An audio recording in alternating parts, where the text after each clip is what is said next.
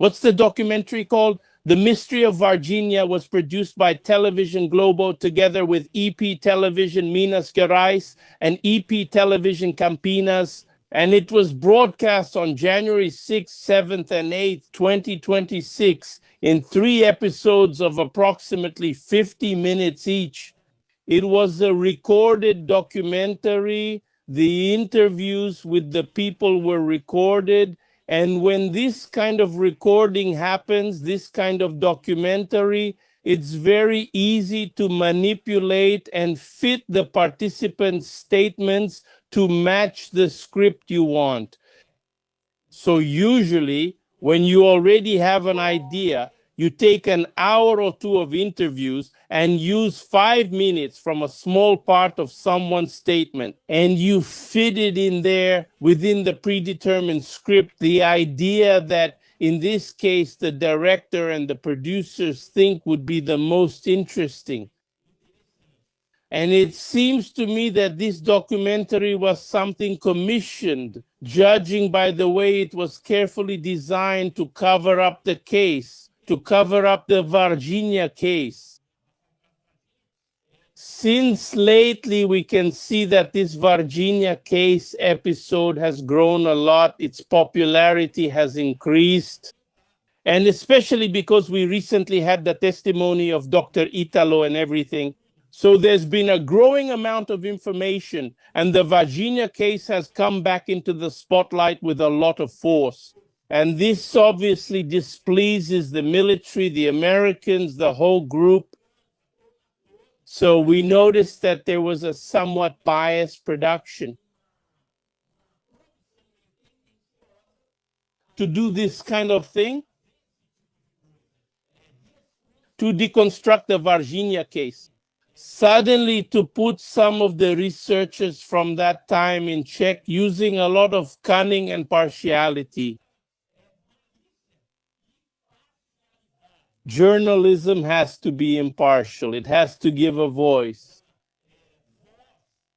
to both sides, to the pros and cons, and in an equal way, which was not done. More voice was given to the people who were denigrating, who were, in a way, denying this kind of thing, or who were reporting something and without even showing their faces, which is something totally ridiculous.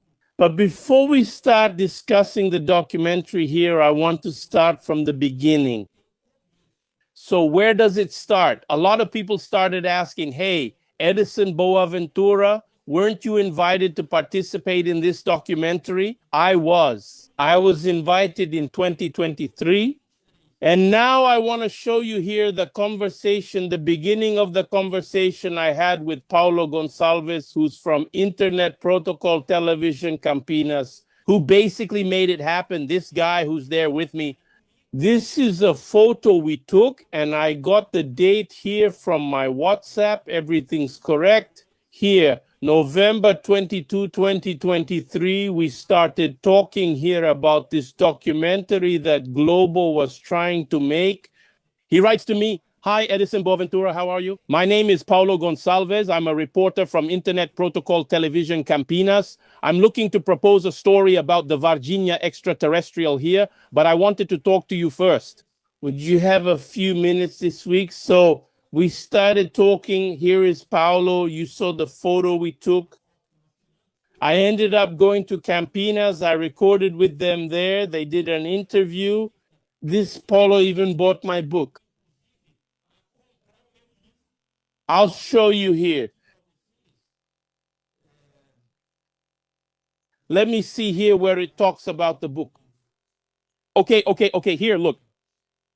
Before I talk about the book, let me say something. What did he ask me? Then around 2024, when things started to heat up, he got funding to do this thing. Globo approved it and everything. He said, Edson, I need contacts of people.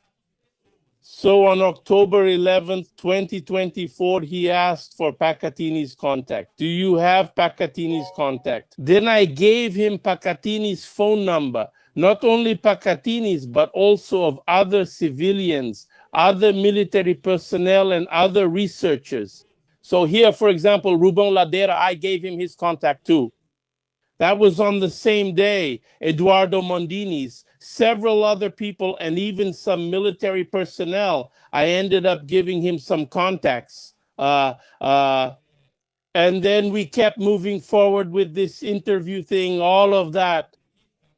Here, for example, already on October 15, 2024, he sends me a screenshot of an old video where I appear, in this case, Varginha. Then he writes here, time goes by, haha, I'm watching old stuff.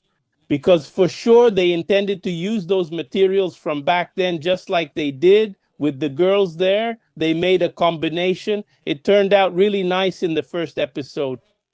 But then he just threw away everything we did. And then when I found out that the 3 episodes were going to be released, I went ahead and sent him a message. So here's the message. December 30th, 2025. I wrote, "Good morning, Paulo. Is this 3-episode series by Television Globo about Varginha 30 years the result of that work?" I asked him, "Do you know if I will appear in any of the 3 episodes? My audience is asking me," because there were already people who knew about the whole documentary, and a lot of them were asking, "Are you going to appear?" I said, "I don't know. I think so, right? Because we helped after all, right? So it's very likely." But then I asked him, here below is the answer.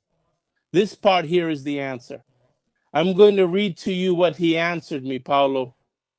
He replied, "Hello, Edison Boaventura. Good morning.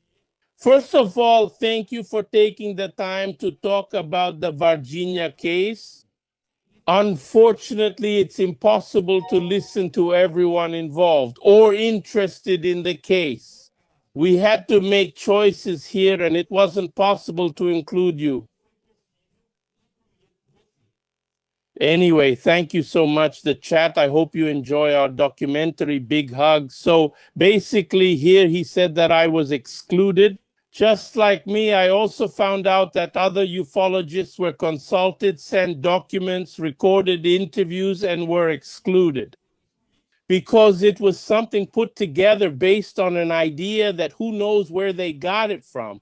I don't know if it's from the group of deniers or if it's a way to get marketing, to make a big fuss, to get views, to get more audience, since Globo wasn't getting much audience with this anymore. And they excluded a lot of people, especially the researchers who would have strong arguments to defend the Varginha case.